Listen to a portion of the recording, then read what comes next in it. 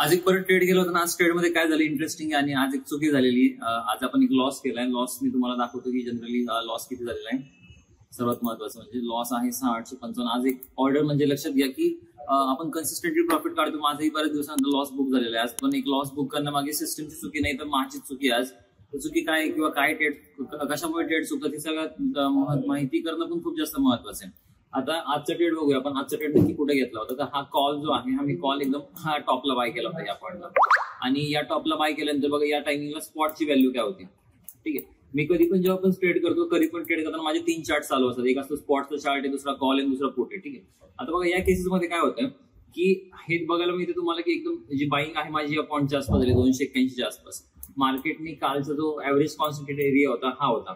या पॉईंट पासून एक अचानक स्पाइक मारले. स्पाइक मारण्याचं एक रिझन होतं की 23,200च्या ओआय मध्ये 23,200 स्ट्राईक मध्ये हायएस्ट पुट रायटिंग होती. त्यामुळे मार्केटने एकदम अचानक स्पाइक मारला कारण तिथून मार्केट खाली पडणं एक्सपेक्टेड नव्हतं.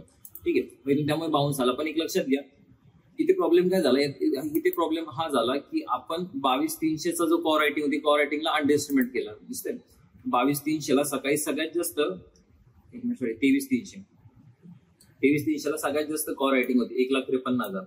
तर हा डेटा खूप जास्त स्ट्रॉंग होता ऍज कम्पेअर टू पुटचा डेटा. जरी पुटमध्ये चेंज इन वाय खूप जास्त स्ट्रॉंग असेल ना तरी सुद्धा मार्केटमध्ये हा जो कॉल आहे कॉल हायर हाय मारतच नव्हता. नंतर मी एक कॉन्ट्राटेड विचार केला होता या पॉईंटमध्ये की या पॉईंटला मार्केट जर या पॉईंटच्या वरच जात नाहीये बरोबर ना, या पॉईंटच्या वर जात नाही तर मार्केटमध्ये आपण काय करूया 11च्या आसपास एक इथे कॉन्ट्राटेड करूया. कॉन्ट्रा म्हणजे काय पुट घेऊया. इव्हन सगळ्या डेटाच्या अगेन्स्ट जाऊ. पण तिथे एक ऑब्झर्वेशन काय होतं माझं की पुटचा प्रीमियम रिॲक्टच करत नव्हता. अजिबात रिॲक्शन येत नव्हते. त्याच्यामुळे काय पुट घेणं पण अवॉइड केलं. आज एक जनरली नवीन ट्रेड नाही टाकला. याच्यामध्ये बघा एक ही कॅन्डल इथपर्यंत गेली होती फक्त एक ट्रॅप करायला गेली होती. कारण माझं एक एक्सपेक्टेशन काय होतं की मार्केटमध्ये एक सुद्धा जी कॅन्डल आहे 160च्या वर क्लोजच नाही. 160च्या वर क्लोज होणं खूप जास्त महत्वाचं होतं. त्याच्यामुळे इथे मी याची वाट बघत होतो की जनरली 160च्या वर क्लोज व्हावं. पण अनफॉर्च्युनेटली एकही कॅन्डल त्यानंतर 160च्या आसपास येऊ शकली नाही. आणि जी आलेली डायरेक्टली 3 वाजता आली ती पण क्लोज नाही झाली 160. ठीक आहे. ऍट द सेम टाइम इथे आजचा जो ट्रेड केला होता ट्रेड करायचं एक रिझन हेच होतं की लेवल्स होत्या. लेवल्सच्या बेसवर आज एंट्री केली होती. 154च्या वर बाईंग होतं. 183 185 टार्गेट होतं.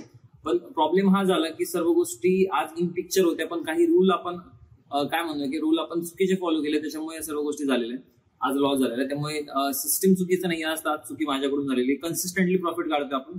तर आज लॉस बुक झाला. पण लॉस बुक करण्याच्या मागे एक रिझन जे आहे मी तुम्हाला एक्सप्लेन केलेलं आहे. त्यामुळे प्रॉफिट सोबत लॉसही गरजेचे. अदरवाईज माणूस खूप जास्त ओव्हर ऑप्टिमिस्टिक होऊन जातो आणि नाही ते निर्णय पण घेऊ शकतो बरेच लोक.